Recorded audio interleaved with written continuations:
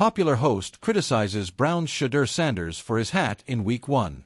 Cleveland Browns quarterback Shedeur Sanders faces intense scrutiny, with observers analyzing everything from his on-field performance to his sideline behavior. His choice to wear his hat backwards during games recently caught the attention of a local radio host. On The Really Big Show on ESPN Cleveland, there was a discussion about Sanders and how he looked on the sidelines during the game, including a scene shown by the television broadcast that showed Sanders walking over to kicker Andre Szmyt after he missed a field goal. Co-host Aaron Goldhammer took it a step further, saying he was not fond of the way Sanders had dressed while on the sideline. On the sideline, with the backwards hat, sunglasses, and the whole look of it, I would just remind Shedeur, lock in on the game, watch the game and learn from the game, Goldhammer said. Goldhammer's co-host Tony Rizzo countered Goldhammer's argument, first by turning his hat backwards, and then giving examples of other well-known quarterbacks who had worn their hat the same way, including Browns starter Joe Flacco. Didn't Flacco have a hat on backwards? Rizzo asked. Doesn't Jalen Hurts do that all the time? Now you're knocking a kid for wearing a hat backwards? You know what? Let him go play for someone else. Let him go win a Super Bowl for somebody else. A fifth-round pick who was projected to go in the first or second round of this year's draft, Sanders fought for the starting quarterback job with Flacco, Dillon Gabriel, and Kenny Pickett. Sanders was named the third-string emergency quarterback behind starter Joe Flacco and fellow rookie Dillon Gabriel, meaning Sanders dresses for games but would not be allowed to enter unless Flacco and Gabriel were injured. Thank you for relying on us to provide the journalism you can trust. Please consider supporting us with a subscription. Chris Franklin may be reached at franklin@njadvancemedia.com. It was Week 1 of the 2025 NFL season. The Cleveland Browns had just wrapped up a gritty, rain-soaked showdown against the Cincinnati Bengals. The focus should have been on the chess match between defenses, the bruising runs, and the fact that Cleveland's rookie quarterback, Shedeur Sanders, was experiencing his first taste of NFL game day. Instead, the Monday morning headlines weren't about his on-field composure, his clipboard study sessions on the sideline, or even the controversial play calling of Kevin Stefanski. No, the headlines swirled around something far more trivial and yet strangely powerful: a hat. Shedeur Sanders, son of Deion coach Prime Sanders, walked into the stadium in Cincinnati wearing a sleek brown and orange designer cap tilted just slightly off-center. It wasn't gaudy. It wasn't disrespectful. But it was stylish, Shedeur's way. Cameras caught it instantly, and by the time the fourth quarter had ended, social media had already crowned it the hat heard around Cleveland. And then came the criticism. The host who lit the fuse. The morning after the game, one of the most popular sports talk hosts in America, let's call him Bradley Big Mike Michaels, a man known for his booming voice and hotter-than-the-sun takes, unloaded on Shedeur during his top-rated segment. This ain't Boulder anymore, folks.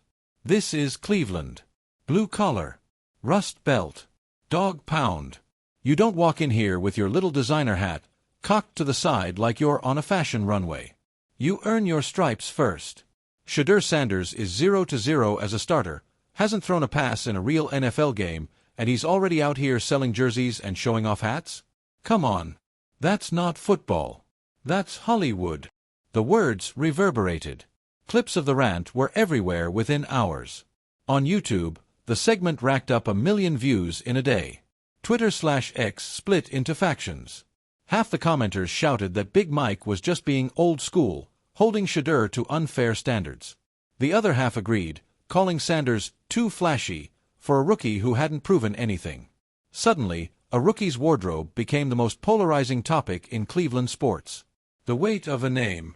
To understand why a hat could stir such frenzy, you have to understand Shedeur Sanders' reality. He doesn't just carry the hopes of Browns fans desperate for stability at quarterback. He carries the name Sanders, a name drenched in gold and flash thanks to Deion. Deion was never shy. Gold chains on the sideline. Silk suits at pressers. Cowboy hats, fur coats, dance moves, and one-liners. Primetime was bigger than the game. And Shedeur? He grew up not just watching but inheriting that DNA. Style isn't an accessory to him. It's part of his armor. But Cleveland is not Boulder. And it's not Jackson, Mississippi, where Shedeur became a household name in HBCU circles. Cleveland is working class, where fans take pride in toughness, mud, and grit. The city embraces personality, sure, but only after production. First you win, then you dress. That's why Big Mick's rant hit home for so many. It wasn't about the hat. It was about fear. Fear that Shedeur might be more brand than ballplayer. Fear that the Sanders show might overshadow the Browns' grind. The locker room reaction. Inside the Browns facility, the talk show drama didn't go unnoticed. Some veterans shrugged. "It's just a hat," one lineman muttered. "We've got bigger problems than fashion police." Others, though, quietly agreed with Big Mick's sentiment. "You don't want to put a target on your back before you've even played," a defensive veteran told a reporter off the record. "This league's full of sharks. Give them something flashy to chew on, and they will." Kevin Stefanski, the ever-calm head coach, dodged questions. "Shedeur's focused on football," he said. "That's all we care about." But even Stefanski couldn't shield his rookie from the narrative storm. Everywhere Shedeur went that week, press conferences, practice fields, even his Instagram, people weren't asking about the Bengals' defense. They were asking about the hat. Shedeur's silence.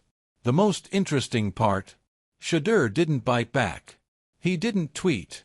He didn't clap back on Instagram Live. He didn't even mention Big Mick's name. When asked directly about the criticism, Shedeur simply smiled and said, "I'm here to play ball. People can talk about what they want. Hats, shoes, whatever. But when it's time to throw, I'll be ready." That silence spoke volumes. For a Sanders, silence is unusual. Dion would have turned it into a spectacle, maybe even brought a golden hat to his next presser. But Shedeur isn't Dion. He carries the same charisma, but he's more patient, more measured. He lets performance do the talking. Still, fans wondered, was this patience confidence, or pressure bottled up? Cleveland fans, divided dogs. On East 4th Street, downtown Cleveland, debates raged over beers and wings. "Let the kid wear his hat," said Jamal, a lifelong Browns fan. "We've had 30 quarterbacks in 25 years. If Shedeur wants to rock some swag, let him. As long as he wins, I don't care if he wears a crown." But at the other end of the bar, Dave shook his head. "Nah. This is Baker Mayfield 2.0 waiting to happen. Flashy commercials, all talk, no playoff wins. We don't need another media circus. We need a quarterback who fits Cleveland, not one who plays dress-up." The fan base was split right down the middle. Jerseys kept flying off shelves. Shedeur's number 12 remained in the league's top 5 in sales, but the noise around his image was getting louder than the cheers for his potential.